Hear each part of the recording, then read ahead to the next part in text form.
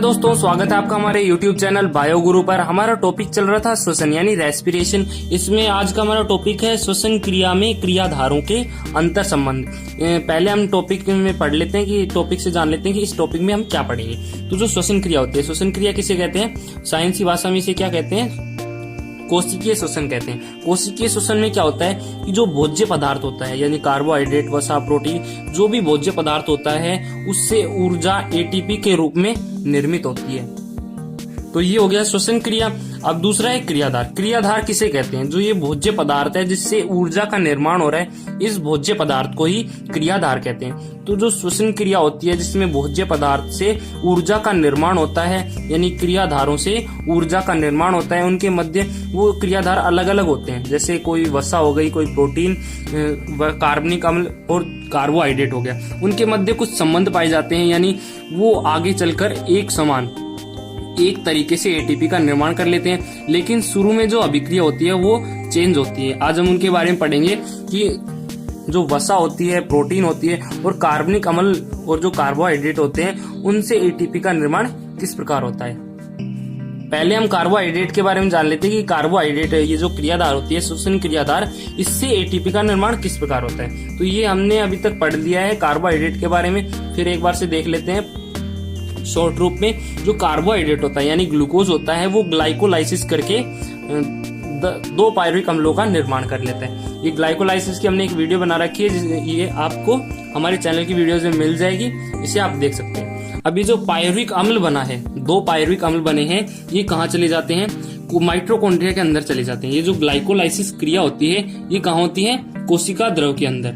अभी जो ग्लूकोज या फिर कार्बोहाइड्रेट है ये कहाँ से आता है? हरित लवक से जो प्रकाश संश्लेषण होता है तो वहां से भोज्य पदार्थ का निर्माण होता है कार्बोहाइड्रेट के रूप में। अभी जो कार्बोहाइड्रेट है ये ग्लाइकोलाइसिस क्रिया करके पायरुविक अम्ल का निर्माण कर लेता है। ये कहाँ होती है?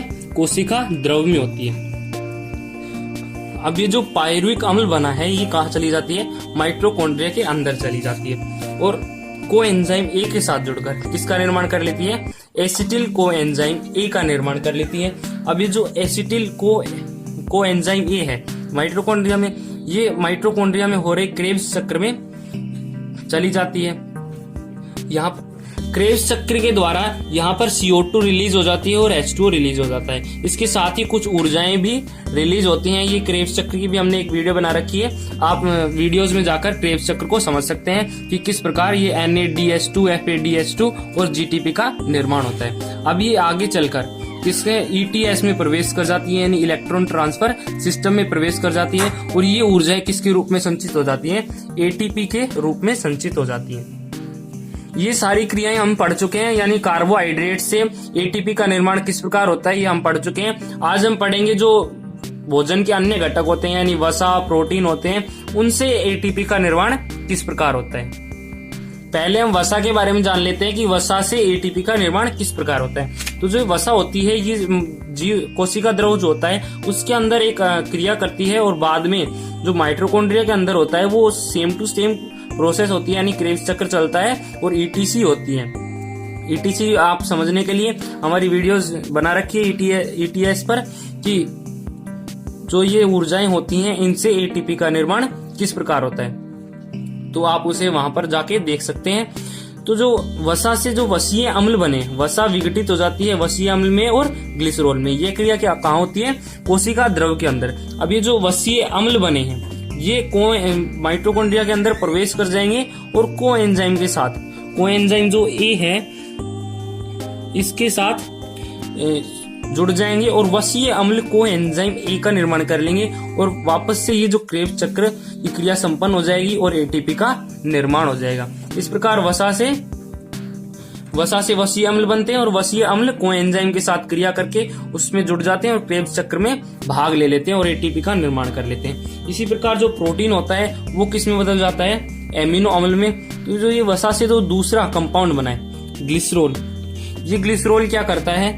ग्लिसरॉल बदल जाता है PgAl में यानी फास्फोग्लिसरिक एल्डिहाइड में बदल जाता है। अगर आपको याद हो ग्लाइकोलाइसिस पढ़ा था, इसमें जो दूसरा चरण होता है जिसमें क्या होता है, जो फ्रक्टोज 1,6 डाइफास्फेट होता है, तो जो फ्रक्टोज 1,6 डाइफास्फेट होता है ये किस में बदल जाता है?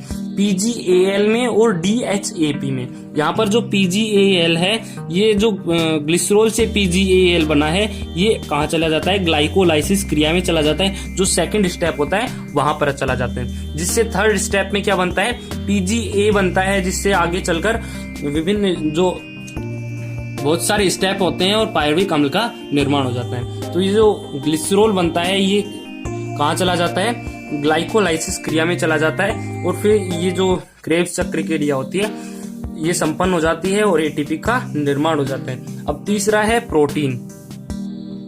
जो प्रोटीन है वो क्या करता है, प्रोटीएज एंजाइम की उपस्थिति में, प्रोटीएज एंजाइम की उपस्थिति में एमिनो अम्ल में बदल जाता है, और एमिनो अम्ल जो है वो माइटोकॉन्ड्रिया में प्रवेश कर जाता है, और जो को एंजाइम ए पाया जाता है उसके साथ जुड़ जाता है, और एमिनो अम्ल को एंजाइम ए का निर्माण कर लेता है। जिस प्रकार वसा कर रही थी, वसीय अम्ल को एंजाइम ए का निर्माण, और जो कार्बोहाइड्रेट कर रहा था पायरुविक अम्ल को एंजाइम ए का निर्माण कर रहा था, उसी प्रकार जो प्रोटीन होती है वो एमिनो अम्ल को एंजाइम ए का निर्माण कर लेती है, जो आगे क्रेब्स चक्र में चला जाता है और वहां पर एटीपी का निर्माण कर लेता है।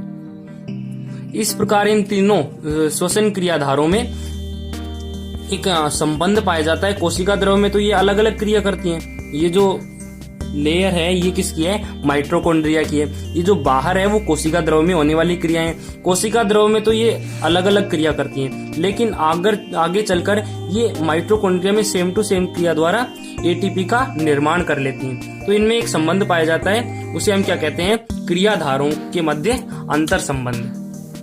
सामान्यतः पौधों में क्या होता है, एटीपी का निर्माण किससे होता है, कार्बोहाइड्रेट से होता है। लेकिन जब पौधों में कार्बोहाइड्रेट अनुपस्थित हो, यानी भोज्य पदार्थ कार्बोहाइड्रेट ना हो, तो किसका विघटन होगा, वसा अम्ल का विघटन होगा, और वसा अम्ल के ऑक्सीकरण से किसका निर्माण होगा, एटीपी का निर्माण होगा। अगर ये कार्बोहाइड्रेट और वसा दोनों ना पाए जाए तो किसका विघटन होगा, प्रोटीन का विघटन होगा। प्रोटीन का प्रोटीएज एंजाइम की उपस्थिति में प्रोटीन जो है वो एमिनो अम्ल में बदल जाता है, और जो एमिनो अम्ल है वो को एंजाइम के साथ क्रिया करके क्रेब्स चक्र में चला जाता है। टॉपिक है श्वसन गुणांक, जिसे आरक्यू से प्रदर्शित करते हैं। श्वसन गुणांक क्या होता है, कार्बन डाइऑक्साइड और ऑक्सीजन का अनुपात होता है, यानी कितनी कार्बन ऑक्सीजन ग्रहण की गई और कितनी त्यागी गई कार्बन डाइऑक्साइड, उन दोनों के अनुपात को क्या कहते हैं, श्वसन गुणांक कहते हैं। इसमें कार्बन डाइऑक्साइड जो है वो ऊपर रहती है और ऑक्सीजन नीचे रहती है। ये बात आपको ध्यान रखनी है। जब श्वसन गुणांक निकालते हैं, किसी भी श्वसन क्रियाधार का श्वसन गुणांक या आरक्यू निकालते हैं, तो उसमें कार्बन डाइऑक्साइड ऊपर रखते हैं और O2 नीचे रखते हैं। जैसे हम इससे उदाहरण से समझें, तो जैसे हमने कोई 100 रुपए की वस्तु खरीदी, इसे 300 रुपए में बेच दिया, तो इसका अगर हमें प्रॉफिट निकालना है तो किस प्रकार निकालेंगे, 300/100 इसी प्रकार करेंगे ना। तो इसमें जो हमने लागत लगाई उसे नीचे लिखते हैं, और जितने रुपए में हम बेचते हैं उसे हम ऊपर लिखते हैं। प्रॉफिट निकालने के लिए जितने रुपए में बेचा उसे ऊपर लिखते हैं, और जितने की लगाई, जितने रुपए दिए या फिर लगाए उसे हम नीचे लिखते हैं। यानी श्वसन क्रिया में कितनी ऑक्सीजन लगी उसे नीचे लिखते हैं, और कितनी मुक्त हुई उसे ऊपर लिखते हैं। तो ये केवल याद करने के लिए था। क्रिया में जो क्रियाधार होते हैं वो ऊर्जा का निर्माण करते हैं। वो क्रियाधार अलग अलग होते हैं, जैसे वसा, कार्बोहाइड्रेट, प्रोटीन और कार्बनिक अम्ल। वे सभी क्रियाधारों, उन सभी क्रियाधारों में जो श्वसन गुणांक होता है वो अलग अलग होता है। जैसे कार्बोहाइड्रेट की बात करें तो कार्बोहाइड्रेट में श्वसन गुणांक 1 होता है, प्रोटीन में श्वसन गुणांक 0.9 होता है, वसा में श्वसन गुणांक 0.7 होता है, और कार्बनिक अम्ल में 4 श्वसन गुणांक होता है, यानी आरक्यू 4 होता है। अब हम सबके बारे में जानेंगे कि इनमें एक होता है, इसमें 0.9, इसमें 0.7 और इसमें 4 क्यों होता है। इनकी रासायनिक अभिक्रियाओं के आधार पर जानेंगे, और CO2 और O2 के अनुपात को निकालेंगे तो ये मान आएंगे। पहला है कार्बोहाइड्रेट में श्वसन गुणांक।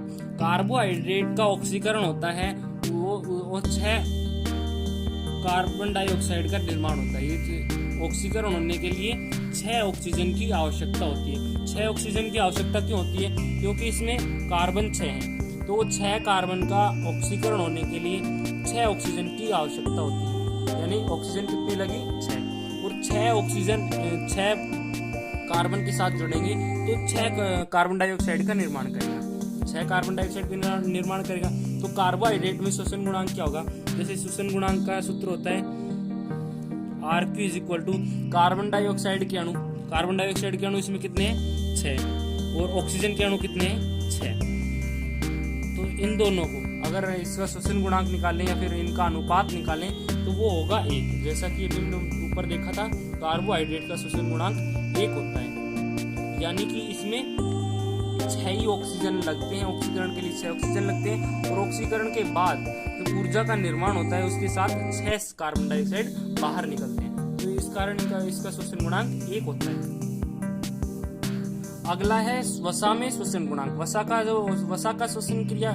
की श्वसन क्रिया कब होती है? जब कार्बोहाइड्रेट अनुपस्थित होता है। ऐसे किसमें होता है? जो तेलीय बीज पादप होते हैं,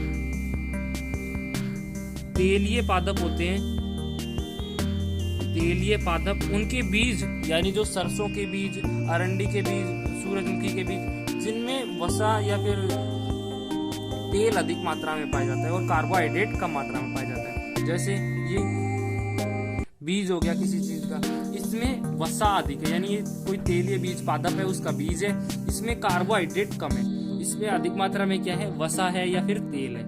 अब इसमें कार्बोहाइड्रेट कम होने से कार्बोहाइड्रेट कम होगा और इसका अंकुरण होगा। अंकुरण के लिए ऊर्जा की आवश्यकता होती है, वो ऊर्जा कहाँ से प्राप्त करेगा?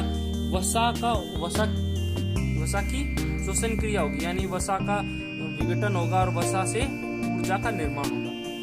वसा से ऊर्जा का निर्माण होगा जिससे वो बीज अंकुरित होगा। उन तेलीय बीजी पादपों में हम श्वसन गुणांक निकालें तो जैसे कोई हम वसा का उदाहरण ले लेते हैं, ट्राइपोमेटिन।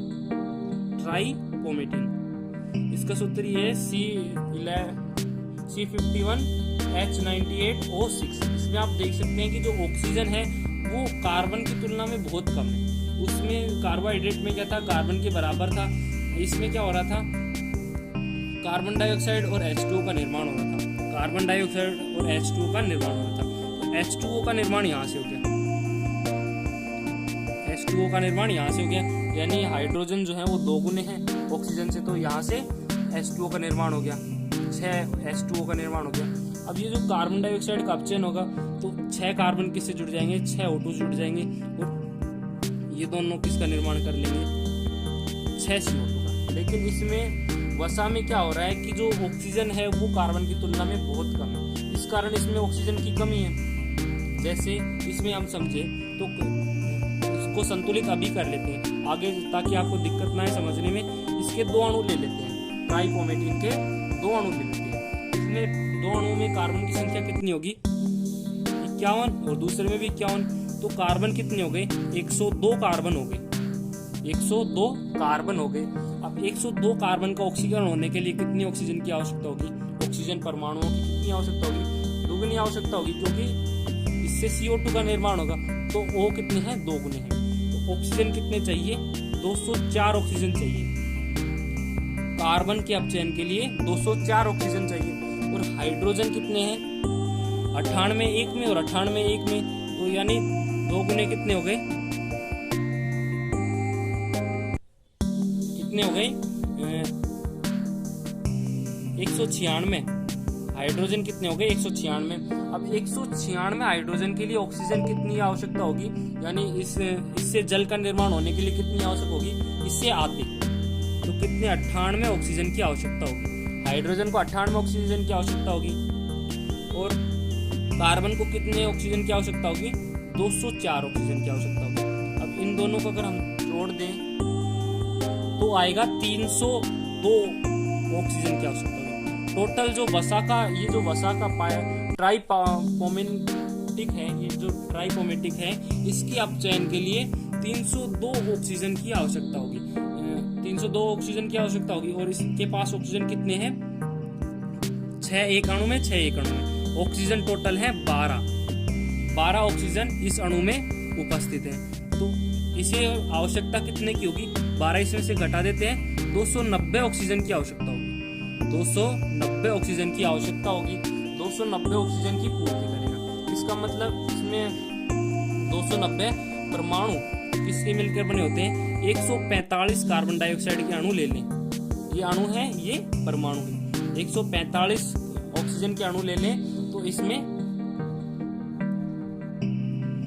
ऑक्सीकरण हो जाएगा और ऊर्जा का निर्माण हो जाएगा। तो 142 ऑक्सीजन ले लिए तो इसका ऑक्सीकरण हो जाएगा। अब ऑक्सीकरण द्वारा कितने कार्बन डाइऑक्साइड का निर्माण होगा? कार्बन डाइऑक्साइड का निर्माण होगा और हाइड्रोजन का निर्माण होगा। कितने कार्बन डाइऑक्साइड का निर्माण होगा? तो देख लेते हैं। कार्बन 102 है, 102 कार्बन है। अब 145 O2 जुड़ गए, यानी 290 ऑक्सीजन आ गए।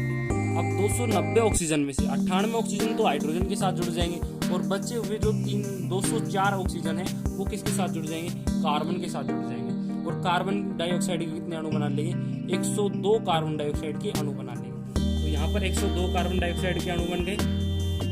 इसका मतलब यहाँ पर आप देख सकते हैं कि जो जब ऑक्सीकरण हो रहा है या जो श्वसन क्रिया हो रही है, इसमें ऑक्सीजन तो अधिक उपयोग में लिए जा रहे हैं, जबकि CO2 का निर्माण कम हो रहा है। ऐसा क्यों होता है? क्योंकि जो वसा का अणु है, इसमें कार्बन की तुलना में ऑक्सीजन के जो परमाणु है वो बहुत कम मात्रा में है, यानी इसमें ऑक्सीजन की कमी है। जबकि ऊपर क्या हो रहा था कार्बोहाइड्रेट में, कि जो हाइड्रोजन था वो यहाँ से जल निर्माण कर रहा था। अब ये बचा कार्बन। कार्बन के लिए 6 ऑक्सीजन के अणुओं की आवश्यकता होगी और ये जो 6 ऑक्सीजन अणु और 6 कार्बन डाइऑक्साइड जुड़कर के जो कार्बन है वो 6 कार्बन डाइऑक्साइड का निर्माण कर लेंगे। इस कारण इसमें क्या हो रहा था? 6 ऑक्सीजन ली जा रही थी और 6 कार्बन डाइऑक्साइड का निर्माण हो रहा था। क्योंकि वसा में क्या हो रहा है? 142 कार्बन डाइऑक्साइड ग्रहण की जा रही है और 102 कार्बन डाइऑक्साइड त्याग की जा रही है। तो इसमें अगर हम श्वसन गुणांक निकालें, यानी RQ निकालें, तो इसमें RQ क्या होगा? CO2 ग्रहण की हुई या फिर मुक्त की हुई, CO2 के 102 अणु है और ग्रहण की हुई या उपयोग में ली हुई ऑक्सीजन कितनी है? 145 है। तो अगर इसका रेशो निकालें तो हम इसमें कितना आएगा? 0.7। तो यही आ गया वसा में। वसा का श्वसन गुणांक कितना होता है? 0.7। ये जो प्रक्रिया है, ये जो क्रिया है, ये आपको समझने की आवश्यकता नहीं है। अगर आपको समझ में आ गई है तो बहुत अच्छी बात है, लेकिन ये इम्पोर्टेंट नहीं। तो आप देख सकते हैं वसा में का श्वसन गुणांक कितना निकला है? 0.7 निकला है। जैसा कि अभी हमने देखा था वसा का श्वसन गुणांक 0.7 होता है। अगला हमारा टॉपिक है प्रोटीन। प्रोटीन का श्वसन गुणांक जानेंगे। अब हम प्रोटीन की श्वसन गुणांक की बात करें तो प्रोटीन में भी जैसा कि वसा में हो रहा था, कार्बन ऑक्सीजन से बहुत अधिक थे, इसमें भी कार्बन की तुलना में ऑक्सीजन बहुत कम होते हैं, यानी इसमें भी ऑक्सीजन की कमी होती है। ऑक्सीजन अधिक ग्रहण करने की आवश्यकता होती है और कार्बन डाइऑक्साइड कम निर्मित होती है। कारण इसमें O2 जो है वो अधिक ग्रहण की जाती है और कार्बन डाइऑक्साइड कम त्याग की जाती है, जिससे इसका RQ जो है श्वसन गुणांक है वो कम होगा। क्योंकि जब ऊपर की संख्या कम होगी, ये कार्बन डाइऑक्साइड कम है, ऊपर की संख्या कम होगी और नीचे की अधिक होगी, तो सीधी सी बात है इसमें जो मान आएगा वो 1 से कम होगा। इसका मतलब प्रोटीन का जो RQ होता है वो 1 से कम होता है, क्योंकि इसमें ऑक्सीजन परमाणुओं की संख्या होती है वो कार्बन डाइऑक्साइड की तुलना में बहुत कम होती है, कार्बन की तुलना में बहुत कम होती है, जिसके कारण कार्बन डाइऑक्साइड कम बनता है और ऑक्सीजन अधिक ग्रहण की जाती है, क्योंकि इसमें ऑक्सीजन की कमी होती है, जिससे इसका RQ जो है वो 1 से कम होता है। इसका RQ कितना होता है?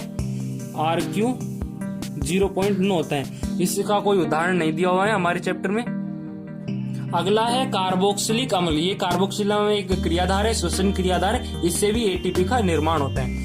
इसका श्वसन गुणांक क्या होता है? 1 से अधिक होता है। RQ 1 से अधिक होता है, क्योंकि इसमें ऑक्सीजन, इसके जो सूत्र होता है उसमें ऑक्सीजन भरपूर मात्रा में, प्रचुर मात्रा में पाई जाती है, जिसके कारण इसे ऑक्सीजन की उपयोगिता है वो से कम होती है और कार्बन डाइऑक्साइड जो है वो अधिक निकलती है। इसे हम अगर उदाहरण से देखें तो हम देख सकते हैं कि जो कार्बोक्सिलिक अम्ल होता है, यहाँ पर हमने कोई कार्बोक्सिलिक अम्ल लिया है, इसमें देख सकते हैं कि ऑक्सीजन प्रचुर मात्रा में पाई जाती है। इसमें इस अणुसूत्र में ऑक्सीजन कितनी है? 2 और 2 4, यानी ऑक्सीजन कितनी है? 8 परमाणु ऑक्सीजन के हैं और कार्बन के कितने हैं? 4 कार्बन है और 8 ऑक्सीजन है। और हाइड्रोजन कितना है? 4 हाइड्रोजन है, यानी 4 हाइड्रोजन के लिए कितने ऑक्सीजन की आवश्यकता होती है? 4 हाइड्रोजन के लिए 2 ऑक्सीजन की आवश्यकता होती है और 4 कार्बन के लिए कितने की? 8 ऑक्सीजन की आवश्यकता होती है। तो यहाँ पर 8 ऑक्सीजन पहले से मौजूद है, तो ये 8 ऑक्सीजन इसके साथ क्रिया कर लेंगे और कार्बन डाइऑक्साइड का निर्माण कर लेंगे, जिससे कितने कार्बन डाइऑक्साइड का निर्माण हो गया, 4 कार्बन डाइऑक्साइड का निर्माण हो गया। अब इसे जो हाइड्रोजन है, 4 हाइड्रोजन है, इन्हें 2 ऑक्सीजन परमाणुओं की आवश्यकता है। तो ये कार्बोक्सिलिक अम्ल में जब श्वसन क्रिया होती है तो 1 ऑक्सीजन परमाणु ग्रहण कर लिया जाता है 2 ऑक्सीजन परमाणुओं के लिए। अब यहाँ पर 1 ऑक्सीजन ग्रहण कर लिया गया और कितना त्याग कर दिया गया, 4 कार्बन डाइऑक्साइड का त्याग कर दिया गया। अब हम अगर इसका रेशो देखें, RQ देखें, तो क्या होगा, विमुक्त की हुई यानी विमुक्त की हुई कार्बन डाइऑक्साइड कितनी है, 4, और ग्रहण की हुई ऑक्सीजन 1 ऑक्सीजन ग्रहण की है, तो इसमें कार्बोक्सिलिक अम्ल का श्वसन गुणांक क्या होगा, 4 होगा। जैसा कि हमने पहले देखा था कि कार्बोक्सिलिक अम्ल का श्वसन गुणांक 4 होता है, क्योंकि इसमें ऑक्सीजन पहले से मौजूद होते हैं। ऑक्सीजन कम ग्रहण की जाती है और कार्बन डाइऑक्साइड अधिक ग्रहण की जाती है। ये भी हमने जान लिया कि ऑक्सीजन कम ग्रहण क्यों की जाती है और कार्बन डाइऑक्साइड अधिक मुक्त क्यों की जाती है। अगला है मांसल या मरुद्भिद पादपों में श्वसन गुणांक। मांसल या मरुद्भिद पादपों में श्वसन गुणांक 0 होता है। 0 क्यों होता है, क्योंकि इसमें कार्बन डाइऑक्साइड का निर्माण नहीं होता है। अगर हम इसका उदाहरण देखें तो ये नागफनी में होता है। नागफनी में कार्बोहाइड्रेट का ऑक्सीकरण होता है। अब ये कार्बोहाइड्रेट या ग्लूकोज है, इसमें 3 ऑक्सीजन जुड़ गए, 3 ऑक्सीजन जुड़ गए, यहाँ पर 3 ऑक्सीजन परमाणु अणु जुड़ गए हैं। अब ये 3 ऑक्सीजन परमाणु जब ग्लूकोज में जुड़ जाते हैं तो किसका निर्माण करते हैं, एक मध्यवर्ती उत्पाद का निर्माण करते हैं। अब ये जो मध्यवर्ती उत्पाद है ये बाद में CO2 का निर्माण करता है, लेकिन तुरंत CO2 का निर्माण नहीं करता है। इसके साथ ही 3 हाइड्रोजन जो जल है उसका निर्माण, जल अणु का निर्माण कर लेते हैं। तो इसमें आप देख सकते हैं कि जो ऑक्सीजन लग रही है लेकिन कार्बन डाइऑक्साइड का निर्माण नहीं हो रहा है। तो इसमें अगर हम RQ निकालें यानी श्वसन गुणांक निकालें तो क्या होगा, और कार्बन डाइऑक्साइड नहीं निकल रही है तो कार्बन डाइऑक्साइड का निर्माण 0 या फिर 0, और ऑक्सीजन कितनी लग रही है, 3। तो इसमें जो श्वसन गुणांक आएगा वो कितना होगा, 0 या फिर 0। तो 0 श्वसन गुणांक किसका होता है, मांसल या फिर जो मरुद्भिद पादप होते हैं उनमें होता है। उनमें क्यों होता है, क्योंकि उनमें कार्बन डाइऑक्साइड का निर्माण नहीं होता है। जो ग्लूकोज होता है उसके ऑक्सीकरण से एक मध्यवर्ती उत्पाद बनता है। अब ये मध्यवर्ती उत्पाद बाद में क्रिया करके CO2 का निर्माण करता है, लेकिन तुरंत CO2 का निर्माण नहीं करता है। इसके कारण इसका जो श्वसन गुणांक होता है वो 0 होता है। अगला है अवायवीय श्वसन में श्वसन गुणांक। अवायवीय श्वसन किसे कहते हैं, अनोक्सी श्वसन को, जिसमें ऑक्सीजन जो है वो ग्लूकोज में नहीं जुड़ता है, यानी ग्लूकोज का ऑक्सीकरण नहीं होता है, वो सीधे किस में बदल जाता है। पहले तो इसमें ग्लाइकोलाइसिस क्रिया होती है,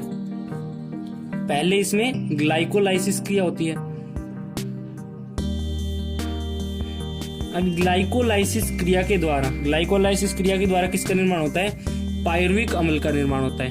अब ये जो पायरुविक अम्ल है ये किण्वन क्रिया करके एल्कोहल का निर्माण कर लेगा और साथ में कार्बन डाइऑक्साइड का निर्माण कर लेगा।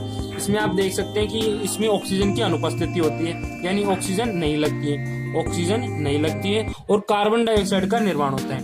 इसमें कम ऊर्जा का निर्माण होता है, लेकिन ऑक्सीजन नहीं लगती, यानी ऑक्सीजन की अनुपस्थिति में होती है और कार्बन डाइऑक्साइड का निर्माण होता है।